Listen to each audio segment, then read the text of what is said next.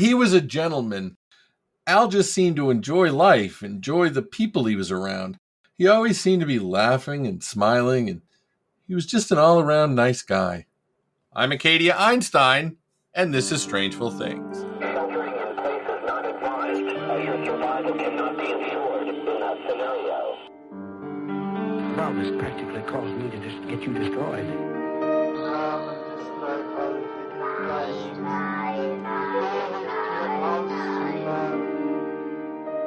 Unsolved, unresolved, and super complicated. Strangeful Things. Welcome, everybody, to Strangeful Things. I'm Acadia, and I'm here with Shuey. Hey, Shuey. Hey, everybody. Hey, hey. Hey, hey. I'm legit going to be serious for a minute. I don't like this story. I don't like it.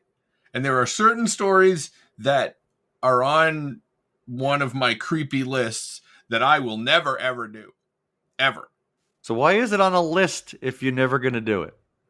Because I don't want to do it by accident. List of shows I will not do. Exactly. Yeah. But, and not only will I never do it, I'm not even going to tell anybody about it. Hot damn.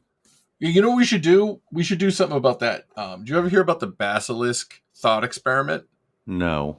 All right, well, we'll do that for the Patreon or some shit. Anyways, this story is right up against the category of story that I won't do.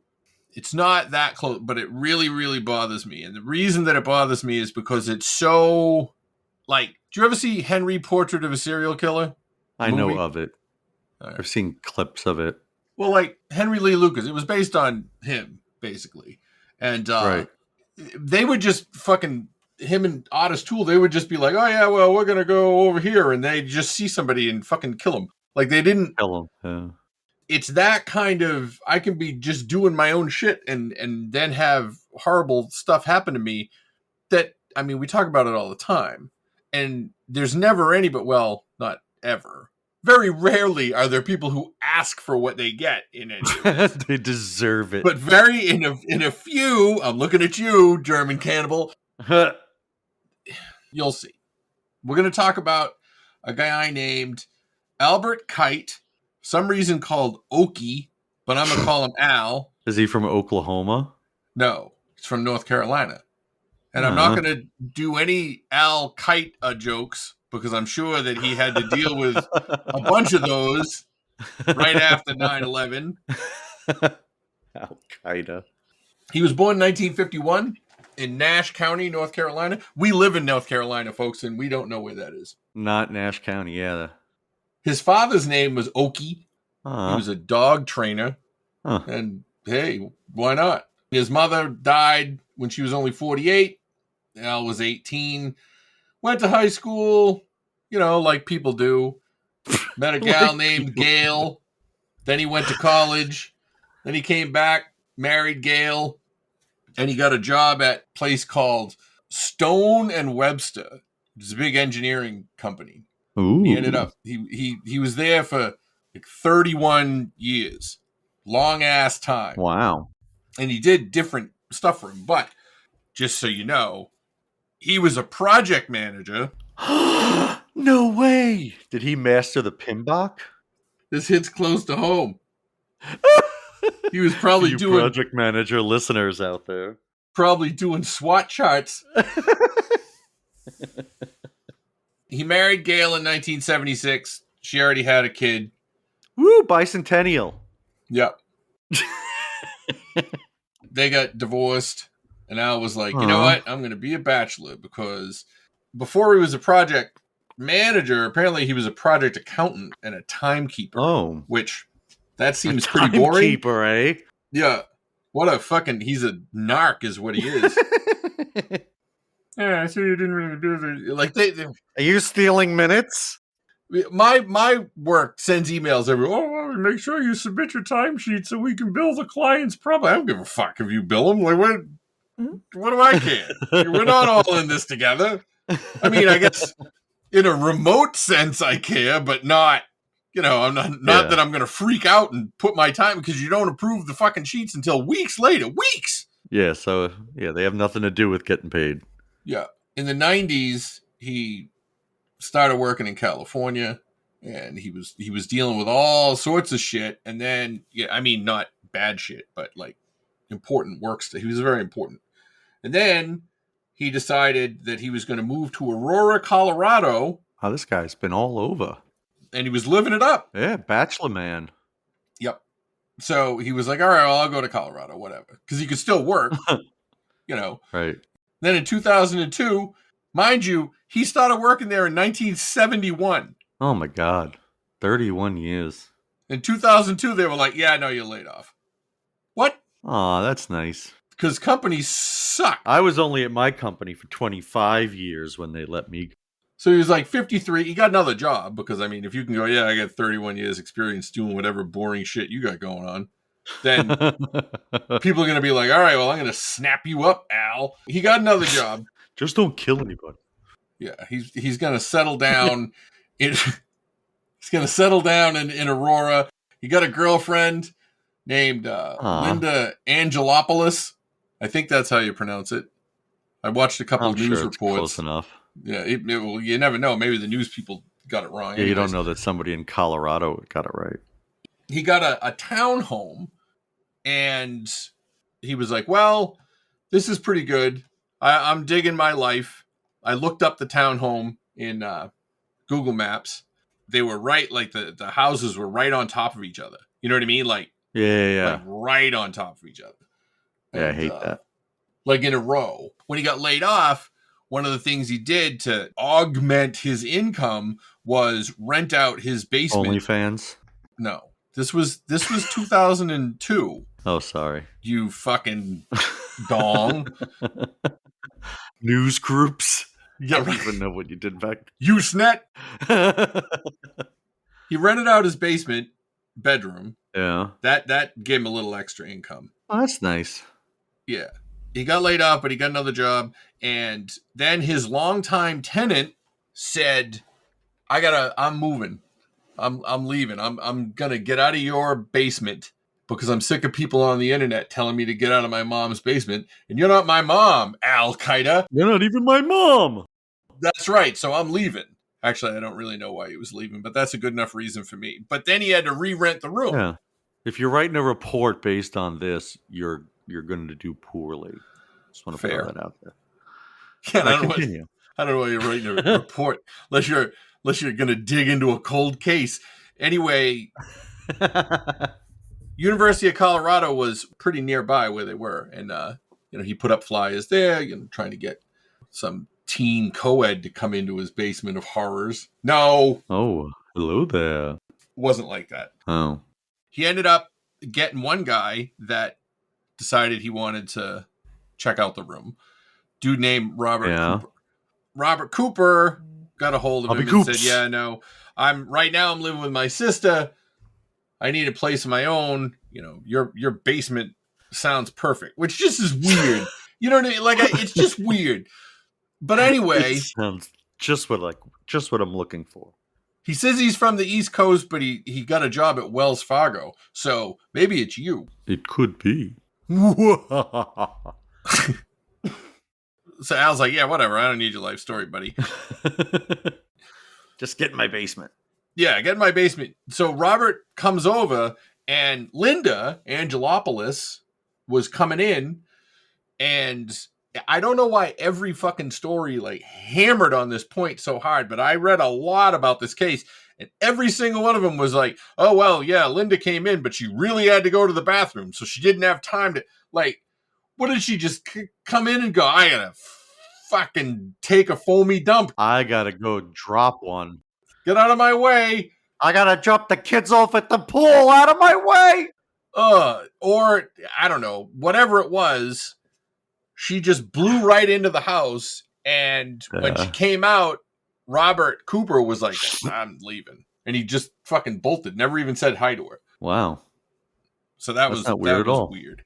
But Al didn't care. Al was like, yeah, whatever. He can live here. He can not look at you while he wants. Whatever. If he pays his rent, whatever. So he had to take Linda to the airport because she was going on a trip to Virginia Beach. Lindy. he says, all right, well, what's his name? Cooper already came by and gave me a deposit and signed a contract. So he's going to be the guy that lives in the basement. And she's like, oh, that's good, I guess. And he drops her off at the airport and she says, all right, well, I'll call you in my layover and I'll call you when I get there. Because, it's fucking new schmoopy. Like, oh, you hang up. I miss you so much. Even though you're 53, you still do all that stupid shit, I assume. Yeah, I would assume.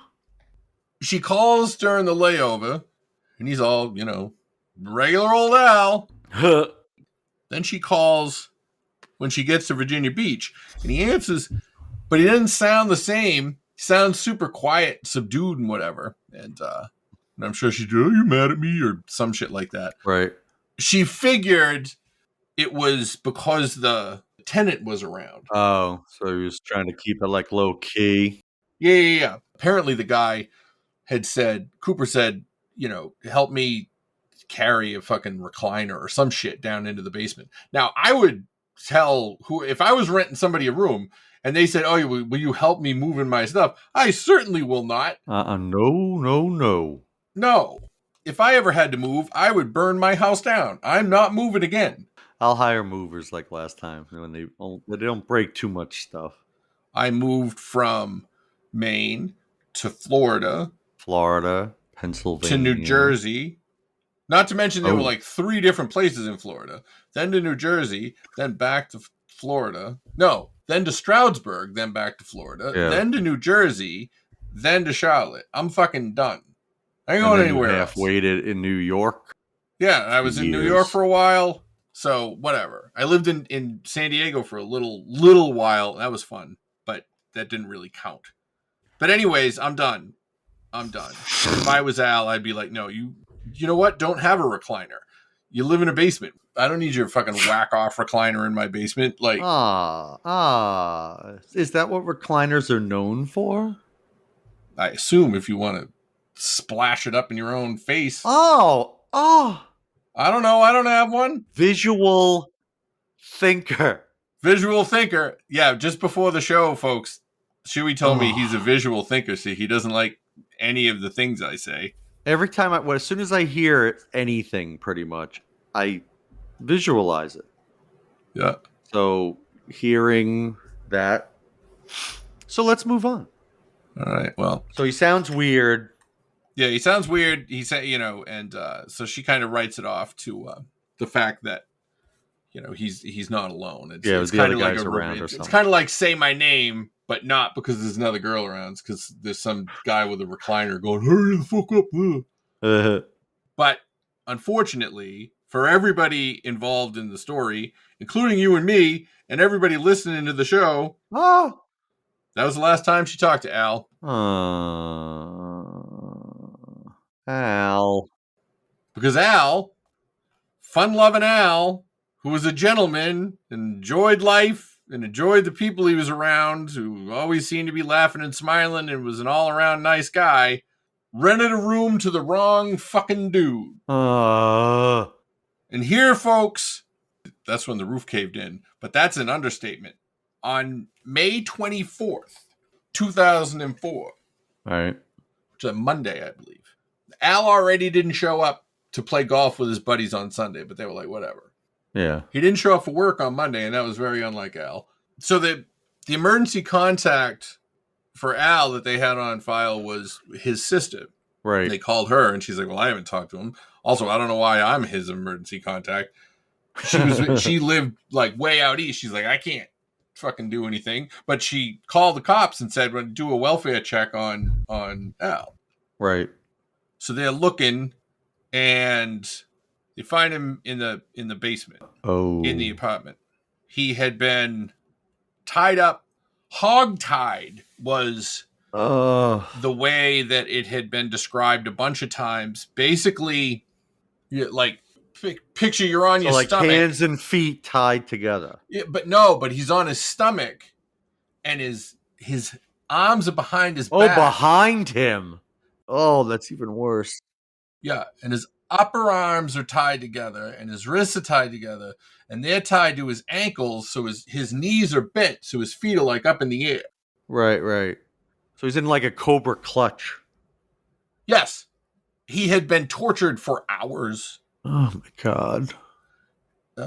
He had been stabbed in the ears with his own kitchen knives. The guy went and got his own fucking knives to do it. And they described it a couple different ways. But one of the things, he couldn't fucking move the entire time. One of the things the guy apparently did was put a knife in his eye, but above his eye. So like his eyeball was still there, but it went like in his head. Oh my God.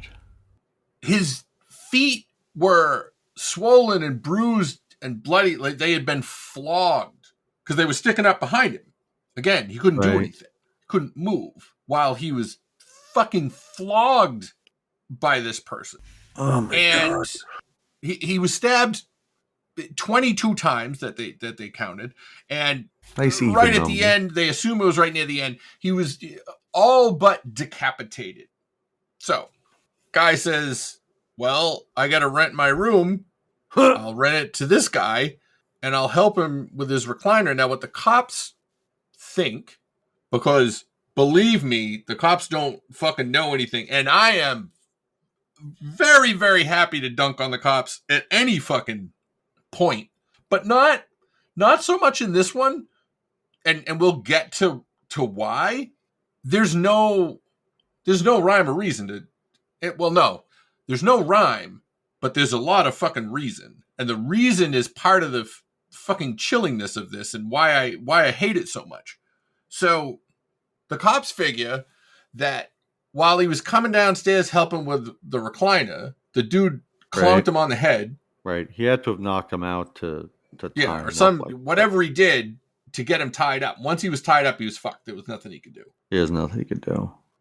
Just be tortured. Now we're going to go back in time a little bit and talk about Robert Cooper, who obviously his name is not Robert Cooper. I mean, I'm not trying to protect him. I'm not saying, oh no, I'm not going to use his real name to protect the killer. I'm saying, obviously, that was not his real name. And here's where it gets fuckety. He had a burner cell phone. Right. And he used that burner cell phone to do one thing and one thing only: call prospective landlords, including Al. Now, here's the fucked up part. He activated the phone. He bought it at like a 7-Eleven or whatever. Right. The phone. He activated it 31 days later. Why?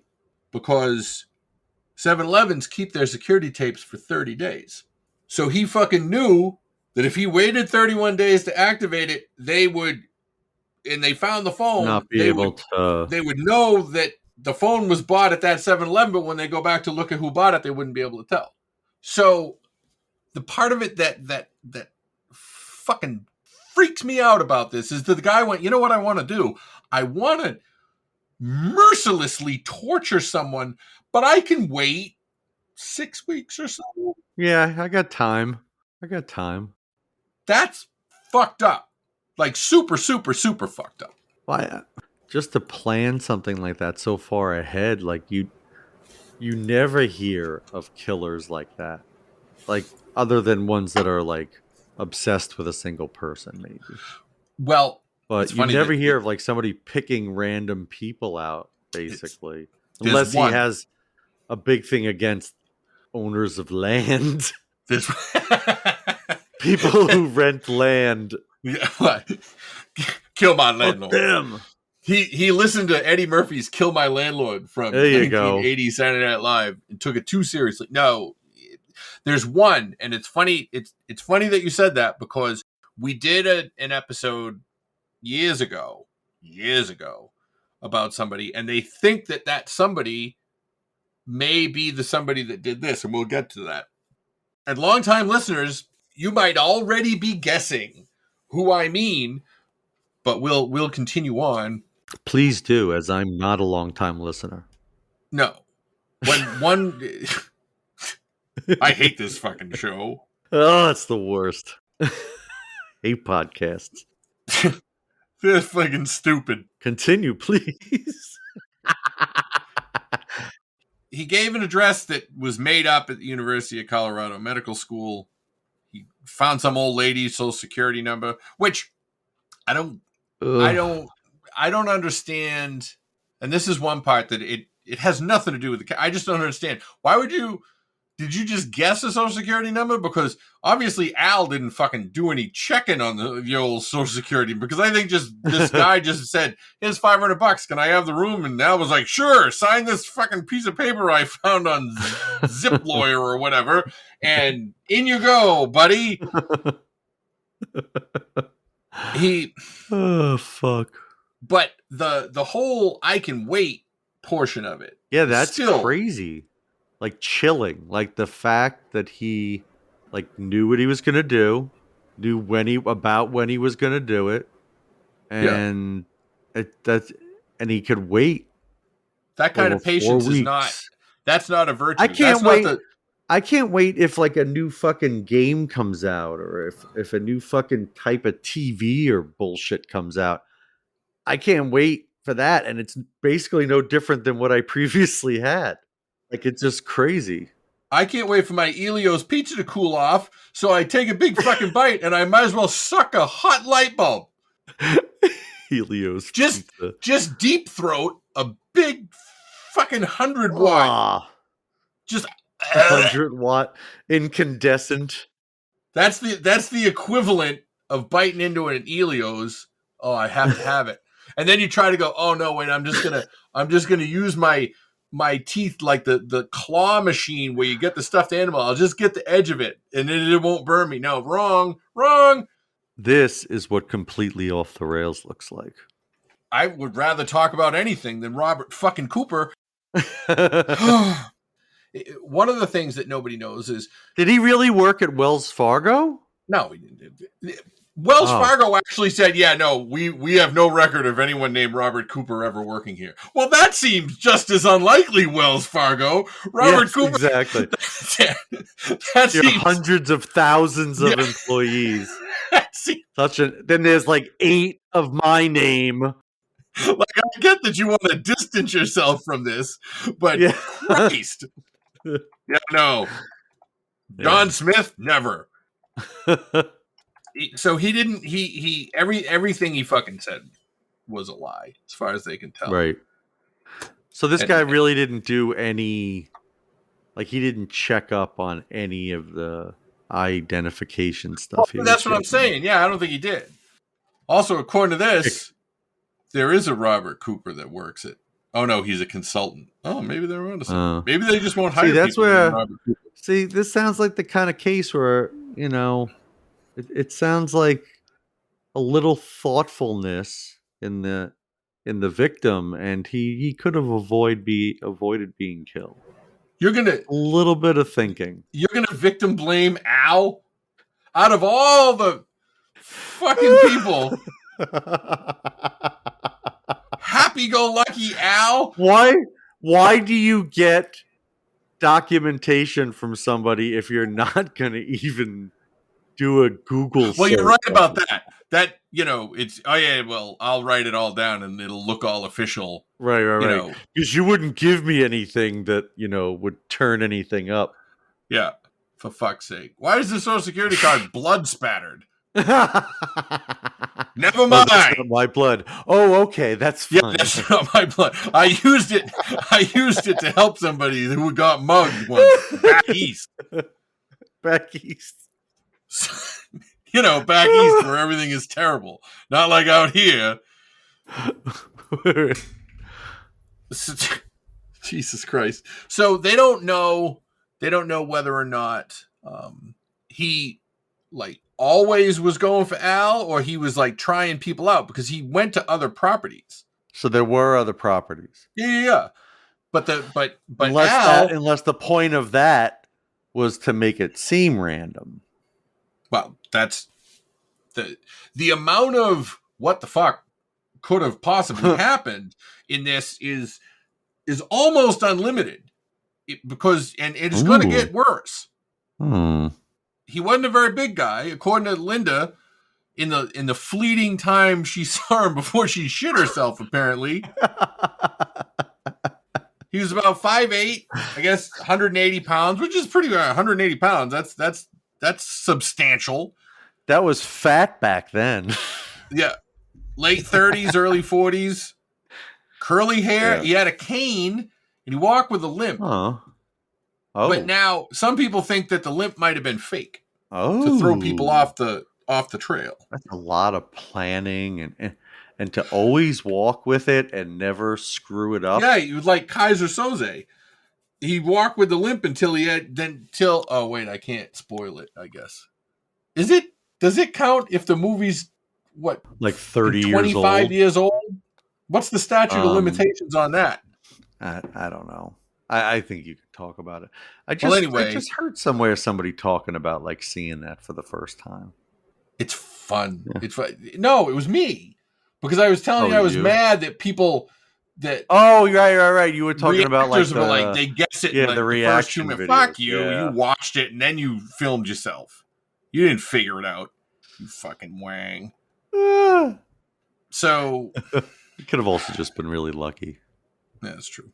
Or maybe people are just smarter than we were and they figure shit out because they've been watching stuff written now is written more complicated than stuff back then was. Like watch an episode of like, going back a little like Magnum. Oh my God. You could just put it in like a 10-minute show the thing could be instead of like an hour. So crazy.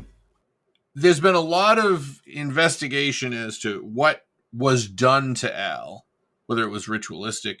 There are some people that think that not only every cop talked about how fucking gruesome the crime scene was. One cop said, "This is the worst thing I have ever seen."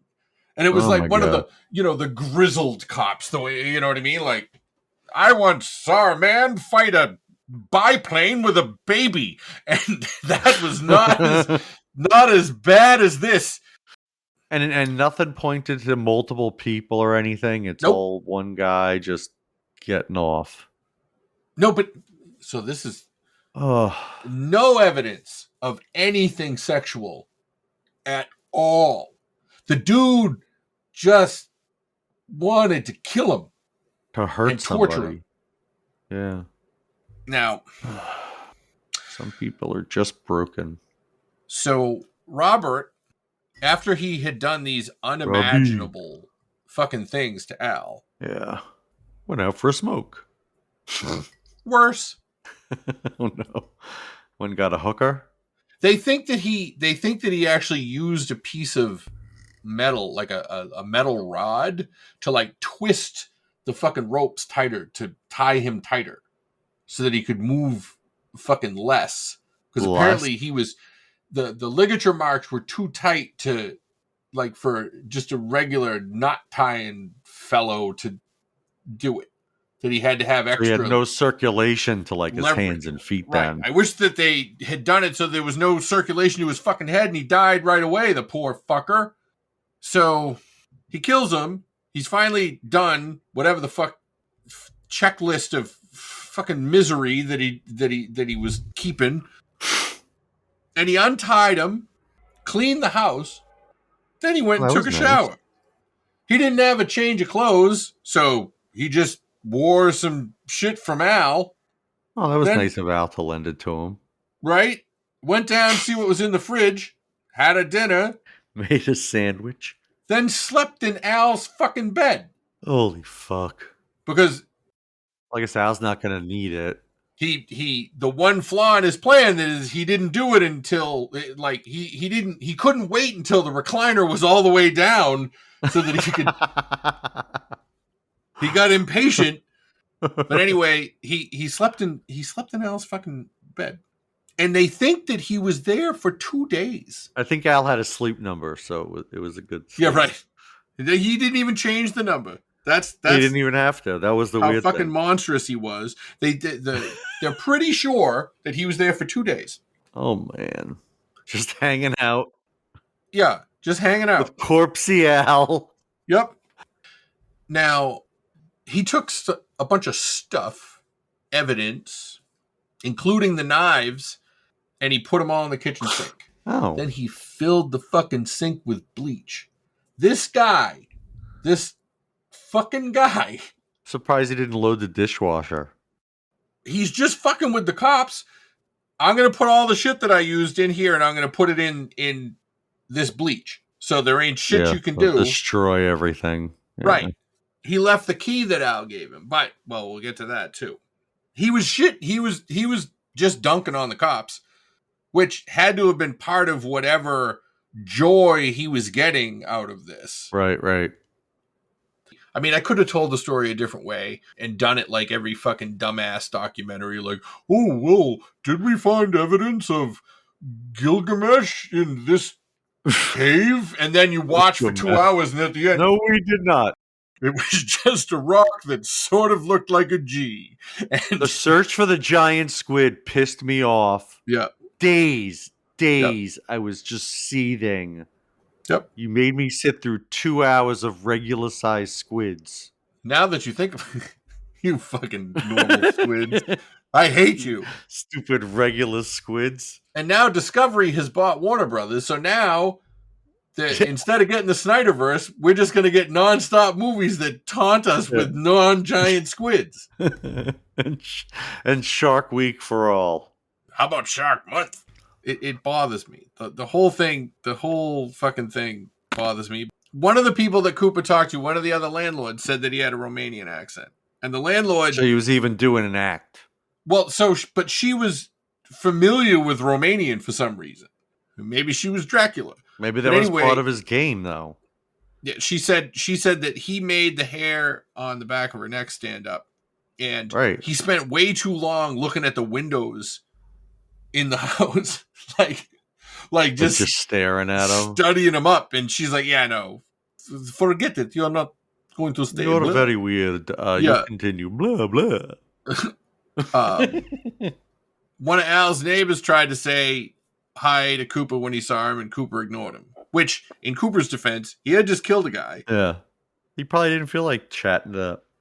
So now then, he took Al's ATM card and his truck, and he went to the bank. Now, this is another one of those little fucking details that fucking makes my bones cold. Details that make a Katie's bones cold. Well, there you go. That's now we got a new bit in the show now, folks. If anybody is musically inclined, you make that into a jingle. So he had the ATM card. So obviously Al gave him the PIN. Right. Oh, right. Yeah. Which I'm sure that could have been one of the things that he was getting as he was beating on his feet. But the thing that fucks me up about it though is that the first thing I thought of was, oh yeah, no, I know that I fucking clonked you and tied you up like this, but I just really want your PIN. So give me the PIN to your ATM card. And he's like, oh sure, it's 42069, whatever. And Robert was like, oh thanks, and also psych because I'm gonna still torture you for hours. Like, tricked you. There might have been a little fucking glimmer of fucking hope in Al's fucking brain that, if I just give him my PIN card, because he had money, he'd been single forever. Right. Angelopoulos hadn't been around long enough to like for them to meld all their shit together. And he, and so this is fucked up. He goes to the bank. He goes to the drive-thru. Right. He takes out $1,000. Oh, cool. But Al had much more than that in the account. Yeah, so it wasn't for money. Maybe he didn't need money. He could have just taken back his deposit. If somebody's doing that to somebody, it's not money. There's no way. Right, no, but this is the thing. Doing that just for money. No, it absolutely wasn't money, because one of the things I was studying, the guy's like, well, he took 1,000, but he had paid Al 750, so he only made a profit of 250. He only made 250. Right. He wore a ski mask when he took the money out. And nobody said anything? He went to the ATM drive-thru. No one's going to fucking look at him. Yeah, nobody'd see him. Yeah. He didn't go to the thing. You know what I mean? Like, yeah. Just put the lady opens up the thing and a knife jumps out and stabs her. Ha ha! So He put a knife in one of those tubes and went. Yeah, that's the thump. Can you send it through? Sure, I can.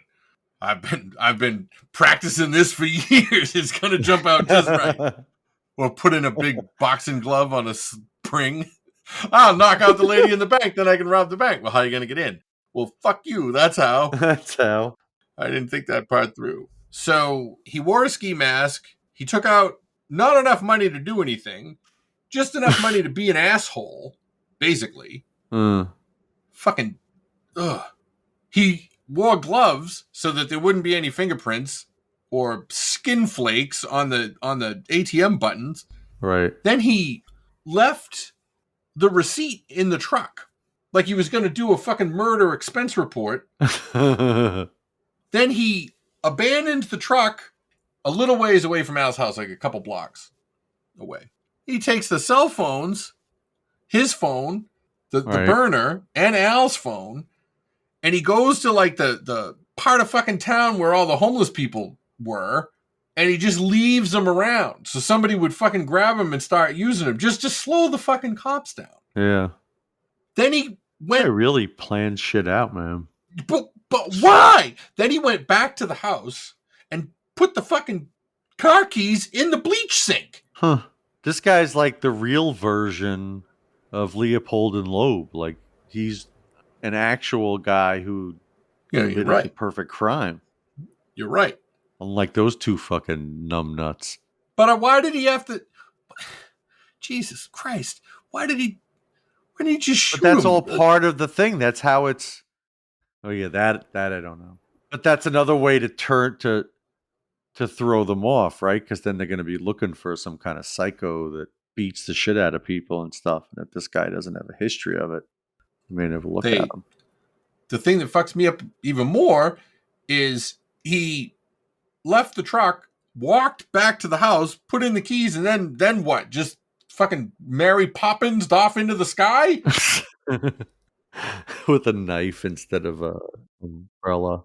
No, because he used Al's knives. He didn't even have his own He knife. He used his own, right. Jesus Christ. They found one drop of blood that was not Al's on the stairs in the basement. And they traced it. Basically, I mean, this was 2004. So DNA was better. But they basically 23'd and meet it and said he's from the Balkan region of Europe. So maybe he was Romanian. That may have been a fucking clue. But it didn't go it didn't go anywhere. Yeah, that didn't lead anywhere. Except then people started going, because this is a big Reddit thing. Because of course it is. Because I don't know, fucking Reddit. Jesus Christ. Like sometimes you see somebody like say something really, really smart on Reddit and their username is like pee pee poo poo butt suck. Exactly. You know, cheating on my husband alt, whatever.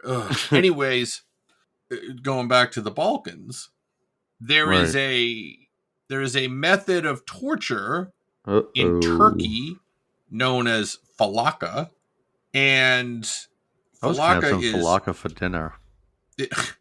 No, that's falafel. It's completely different. Oh, you're offending so many cultures right now. Respect Turkey's foot torture, falaka. Okay. And usually, according to, I'm going to be honest with everybody, I didn't separately look up falaka because at this point in the investigation, I just wanted to go pet my cats and watch the voice auditions because it's soothing. But one's from like Norway. Falaka is done with a narrow metal rod, just like the one that was in Al's sink with all the rest of the murdery shit, and what they think he may have used to make the bindings extra tight. Which, the more I think about it, that doesn't make any sense either, though, because if you twist it up like that, then you got to leave the fucking piece of metal in there, or else it's just going to untwist like a fucking helicopter. You can't. I don't know. Well, they also, you know, I've heard that one of the reasons you do falaka is to humiliate the victim as well. It's not just a pain thing. So I maybe mean, that played into it somehow.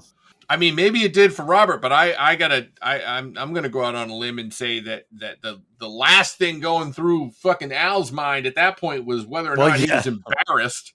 Yeah. Oh, I can't believe I let this guy hit me with a recliner and do this and kill me. Well, I'd take that L if I could live. Now we're gonna go off on a little bit of a tangent because the way that he was bound, and I'm giving this on a scale of 1 to 10, I'm going to give this a 2. But there are a few different places. Which is worse and which is like 10 would be dead on, I believe, at 100%. Oh, okay. So you have some doubts. Yeah, maybe a 3. That method of binding, the way that he was trussed up, right, apparently was something that was regularly done by Hezbollah. Oh. Apparently it was in there. I mean, I don't know if it was really, but if they had a manual on how to tie people up, that's how it would be. Right. And since everybody was trying to figure out why, everybody tries to go with Occam's razor, and this one just does not fit at all. There's no, what's the easiest answer? Well, there's no fucking easy answer. The only easy answer is that this person was spit out of hell in order to do this to people. It's the only thing that makes any sense. So people were like, well, Al did go to a bunch of places. He worked for a nuclear project, whatever. He worked in Algeria for a while. His company worked on nuclear weapons stuff, but no one's going to go to fucking Aurora and beat the shit out of Al and kill him and torture him to get some fucking secret from a place that fired him. Doesn't make any sense. But in 1999, there was an engineer named Lee Scott Hall, not to be, speaking of wrestling, to be confused with the bad guy, Scott Hall, who just recently died, RIP. Yeah. Lee Scott Hall worked for Lawrence Livermore National Laboratory. He was brutally beaten and stabbed to death while he was home alone. His fucking Adam's apple was broken, which I didn't even think was a thing you could do. What? And now I'm sick to my stomach. He got stabbed 10 times, and oh my God, his heart was mostly cut out of his body. Mostly, huh? And when he got killed, Al was working at the same place. Now, it was a big ass company, so who knows if they, that's like saying you work at the same place as this other Wells Fargo Robert Cooper, who's a consultant. But people are trying to figure out, well, maybe it has something to do with whatever. Well, yeah, you always look for links, right? There's a guy named Mike Emmert. He was 40. He got murdered by a limping man who carried a cane. That was Robert Cooper. He was limping and he had a cane. He did. It didn't even have a knife in it. Or a sword. And in 2001, he was a realtor and he was showing the limp cane guy a property and never came back because he fucking killed him in the property. Which now makes me think being a realtor is a terrible job. You should never do it. You should be like, how I'm sure that you've heard people tell you stories about people hiring exotic dancers to come to their home for a party or an event or something like that. Strippers for like a bachelor party or see, something? I'm being classy. I said exotic dancer. And they always have the guy that carries the boombox and protects them. Yes. That's what realtors need. You want to create jobs? Create murder-proof realtors. Always bring a buddy. It's the buddy system. So these were kind of similar, except they were 1,300 miles apart. Which brings me to the tie-in. There was a serial killer named Israel Keyes. He was from Alaska.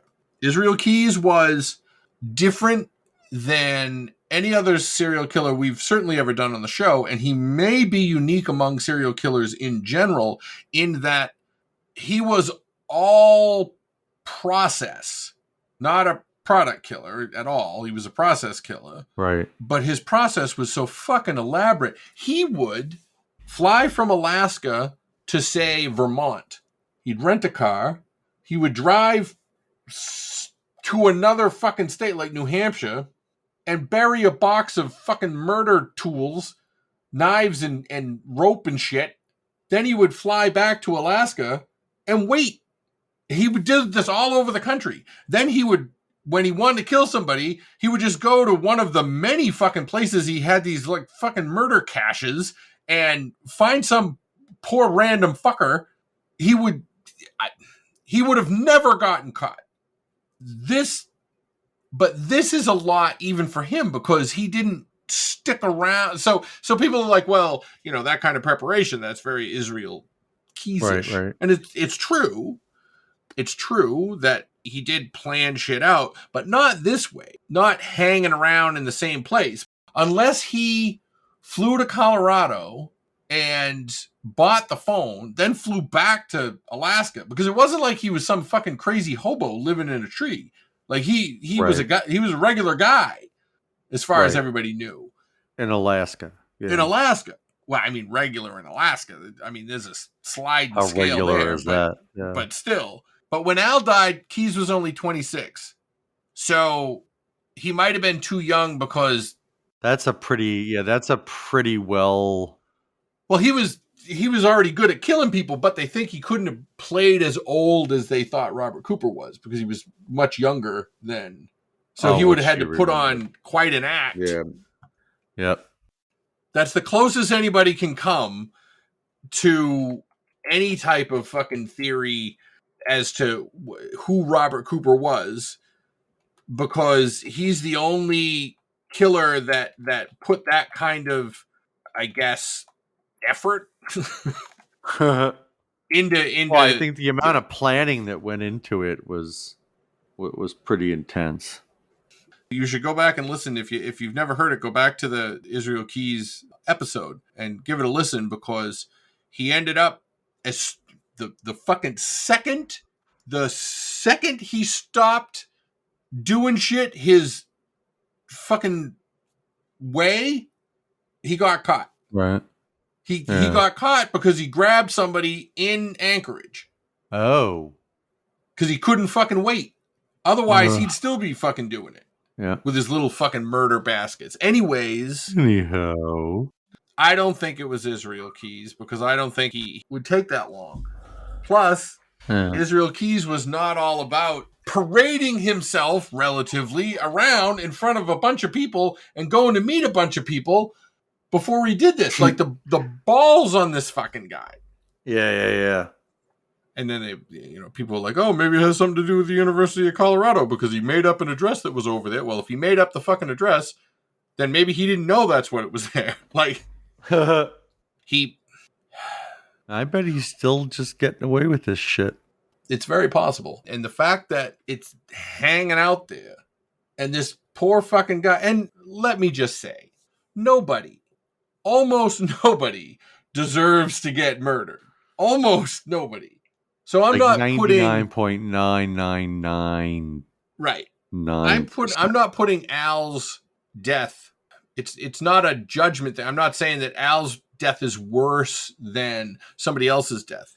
That's not it at all. The circumstances surrounding the death are a lot more frightening, and maybe part of it is because generally middle-aged fucking schmendricks, white dumbass project managers renting out rooms in their basement are not the prime fucking hunting pool of serial killers. Now, I'm not saying that it shouldn't be, because I'm all for equality, so come kill us. But just one thing. So other than these two cases, there haven't been any other cases. Well, there was three. There was the realtor guy. Well, 3 cases, right? I'm sorry. Yeah.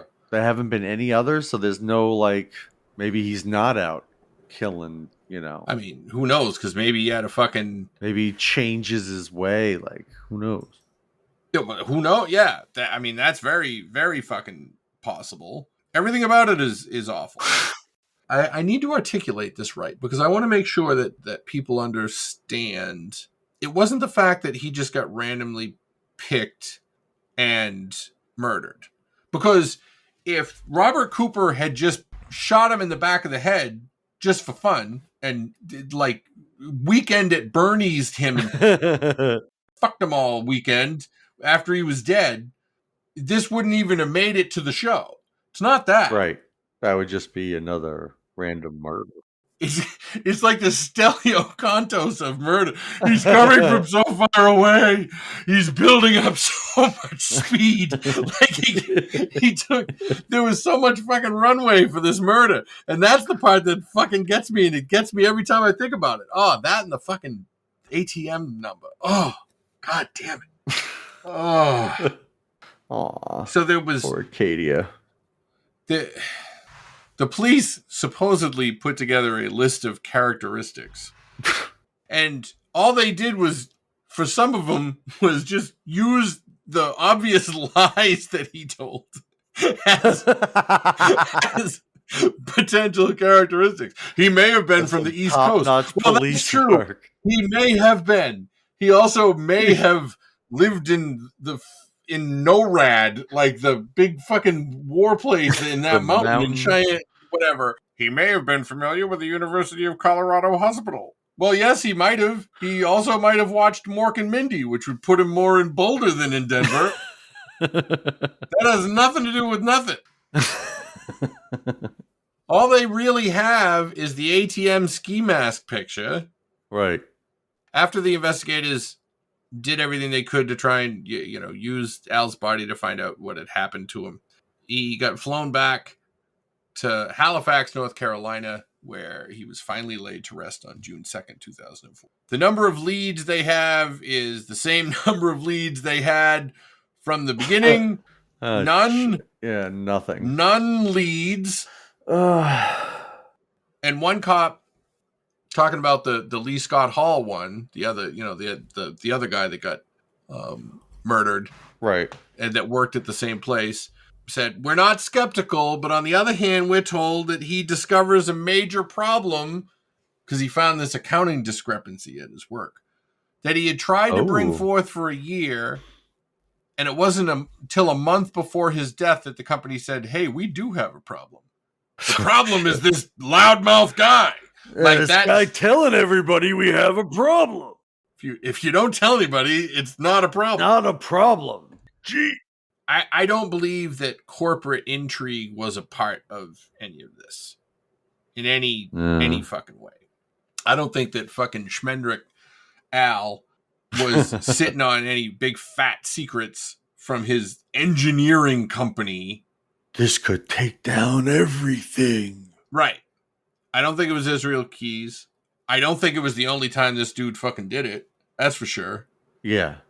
But it's just hard to imagine with the perfection in which like he executed this. Like it's hard to imagine him then changing to like another way of doing it. Yeah. Like obviously you could master more than one, way of tying the knots or sure. But I mean, you also could, if your fucking secret is be so fucking blatant that no one would ever possibly think that you're a murderer. You know what I mean? Like, right. I'm just a miserable fucking shithead. Oh, he's harmless.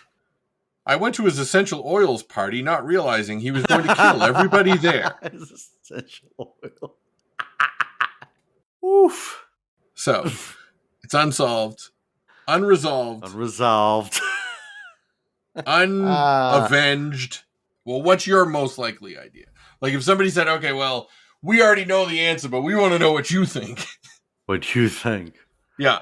I don't know. It's weird because there's, other than those other two, there aren't any other murders like this. I just find it weird. You would think there's so many different ways they could track it. They could track it for people who are recent renters. You could, like, there's so many data points you think that they could somehow connect it to something somewhere.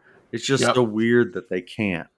Well, my best theory is that the guy was, I don't know how, and I don't know the circumstances under which he found himself in this situation, but he was in some sort of high stakes Squid Game like thing where some fucking billionaire said, all right, well, here's what's going to happen. I'll give you $500 million if, and I'll give you this long, ridiculous list of shit to do.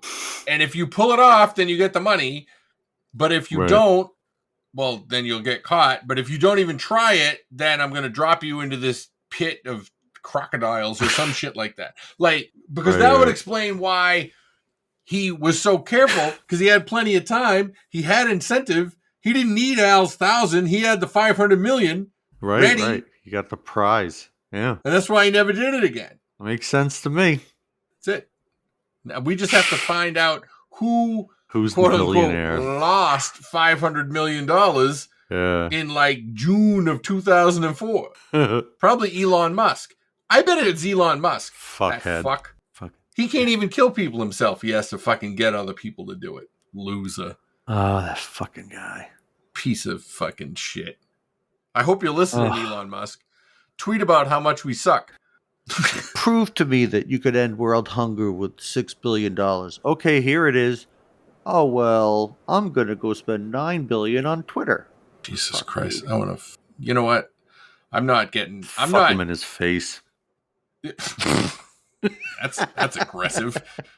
We're going to get pulled off YouTube for this. Luckily, no one has been watching for this long, so no one will ever know. Nobody will make it. No freaking way. Yeah, that's right. So, anyway, that's the story of Al Kite. It's the story of Al Kite, who was, by all accounts, a nice guy. Yeah, he was living his best life. You know, he had some troubles early on and all that, but moved on and was living a great life. Anyhow, you can go to allmylinks.com right / /strangeful things. Yep. That's a thing you can do. That place. You'll get all sorts of links to all of our stuff. Yep. On social media. And it looks real nice. Yeah, I've been doing a lot of maintenance on that. Yeah. Fucker. We still got the... Why do we have the Nub City? Why is Nub City the fucking thumbnail? I gotta talk to you about thumbnails. I have an idea. That doesn't even make sense. It's just the fucking nub guy punching the lady in the head. Because I was going to change it every week. Oh, for fuck's based on the episode. Jesus and it Christ. never got changed. Wow. All right. Well, listen, folks. But maybe it'll happen now for season 7. Which we're already in. Yeah, but we haven't posted episode 2 yet. So yeah, that's true. So maybe by the time you listen still have to this, time. That's true. You know what? You listen, folks. Call them out. Go to the Discord. There's a link to the Discord. Yeah, do that. Yep. All right. Listen, we love you very much. Don't rent your basement room. No. Oh, do a real background check if you must. If you're short on money, nobody's going to blame you for that. But do a real background check. It's like $10 on the internet.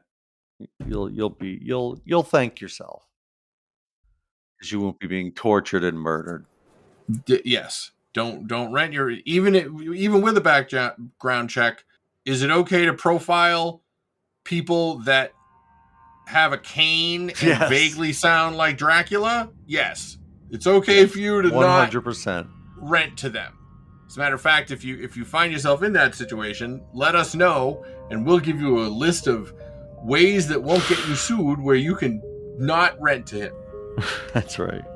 Well, that's it. All right. Well, then, last thing to say from me is keep on flapping, y'all. Bye-bye.